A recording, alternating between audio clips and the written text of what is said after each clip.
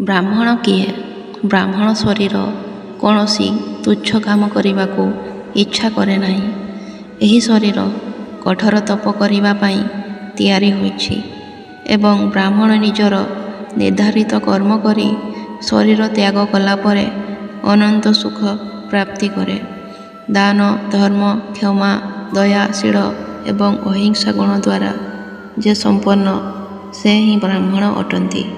କିନ୍ତୁ ଯଦି କେହି ବ୍ରାହ୍ମଣ କୁଳରେ ଜନ୍ମ ହୋଇ ମଧ୍ୟ ଏହି ଗୁଣ ସବୁ ତା ନିକଟରେ ଅଭାବ ଥାଏ, ତାହେଲେ ସେ ବାସ୍ତବରେ ଶୂଦ୍ର ଅଟେ।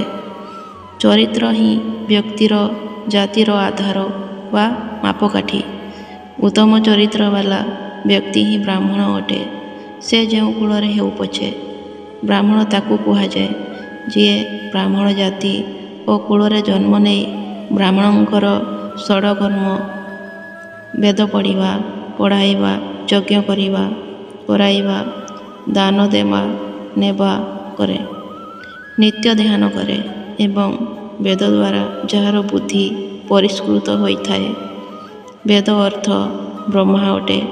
ତେଣୁ ବ୍ରାହ୍ମଣ ବ୍ରହ୍ମଜ୍ଞାନୀ ହେବା ଆବଶ୍ୟକ। ବ୍ରାହ୍ମଣର ଡାହାଣ ପାଦରେ ତୀର୍ଥ ରହିଛି, ମୁଖରେ ବେଦ ରହିଛି, ସବୁ ଅଙ୍ଗରେ ଦେବତାମାନେ ବାସ କରନ୍ତି। ବ୍ରାହ୍ମଣ ପୂଜା କରିବା ଦ୍ୱାରା ହିଁ ଭଗବାନ ପୂଜିତ ହୋଇଥାନ୍ତି। କାର୍ତ୍ତିକ ଜ୍ୟେଷ୍ଠ ମାସରେ ପୁଷ୍କରଠାରେ କପିଳା ଗାଈ ଦାନ ଦେଲେ ଯେଉଁ ଫଳ ମିଳେ, ସେହି ଫଳ ବ୍ରାହ୍ମଣ ପାଦ ଧୁଆ ପାଣି ପିଇଲେ ମିଳେ। ମୁଁ ବ୍ରହ୍ମା ଅଟେ, ସର୍ବପୂଜ୍ୟ ଅଟେ ଏବଂ ବ୍ରହ୍ମା ହିଁ ବ୍ରାହ୍ମଣ ଅଟେ। ଅବ୍ୟକ୍ତ ରୂପୀ ବିଷ୍ଣୁ ପୃଥିବୀରେ ବ୍ରାହ୍ମଣ ସନ୍ତୁଷ୍ଟ ରହିଲେ ପରମେଶ୍ୱର ସର୍ବଦା ପ୍ରସନ୍ନ ରୁହନ୍ତି।